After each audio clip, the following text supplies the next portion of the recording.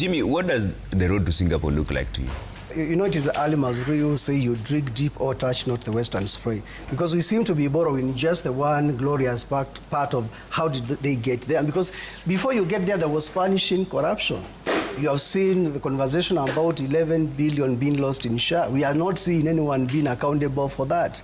And if you look at the whole aspect of the leadership that takes us there, it is not the leadership that you go to other communities and you start abusing leaders. And we're talking about a manner of a man who is a president, who is supposed to unify the country. How do you get us as a country to this space we are calling Singapore, abusing partly leaders who are believed by the communities? And when you're calling people stupid and all that kind of nonsense, how do you get us into this space of Singapore? It has to be deliberate, not just a say, not just a political slogan, because it seems most of this political class are trying to look into how do we just win the next election, instead of looking into how do we help the next generation to be where they're supposed to be. Look at Singapore. There has been proper planning, the structuring, and so on. There is inclusivity of everyone included in this space. So there has to be deliberate inclusion, and there has to be a deliberate work towards that by punishing corruption, because if we are still having money being looted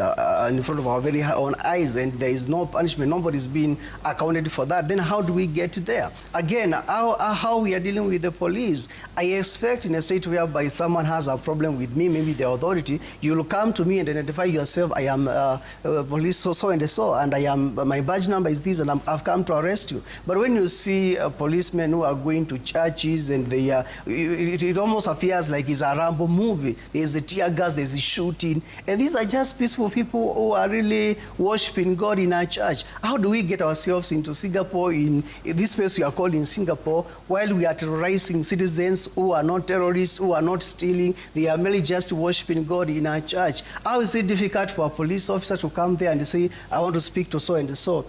And you are being taken to really go record a statement because of this you said, or this you did. So there has to be deliberate empowering our institutions so that the institution can be workable. And we're talking about not by really using police and using the government mechanisms to really try to really victimize people who are opposed to your ideas. And in a very democratic space like Singapore, there has to be inclusion in terms of different ideologies, because if you're only going to agree with the people who are speaking your language, then that's not growth. If we really want to grow, we have really to interrogate even our own thoughts and the thinking and the patterns. We have to interrogate even our own ideas. How are we going to get in this space? To get in this space of development, to get in this space of representation, whereby everybody is comfortable and feels this is my space, is leadership in terms of development, economy, politics. There has to be, it has to be very democratic. Yeah. There has to be including other people's ideas. Okay. You also have to listen if you are not agreeing with your idea. Pay a minute attention and listen. Why is it that we are opposed to this or that? And let's have that dialogue. Then we can be able to build a better country. Okay. But I'm not looking forward to saying let's get to Singapore. Let's build the Kenya we want in our own way, using our own methodology, because some of these trajectories we are trying to apply cannot really work for Kenya, because again we're talking about Singapore is just a city state. Kenya is not a city state. So all the methodologies are very different, and how to get there might be very different. And that's why some of the times we keep on borrowing ideas that do not work, because those ideas were designed to work for other people. Yeah. But where are we as the Kenyan people, and how is our geography, how is our resources, what will get us to where these people got into?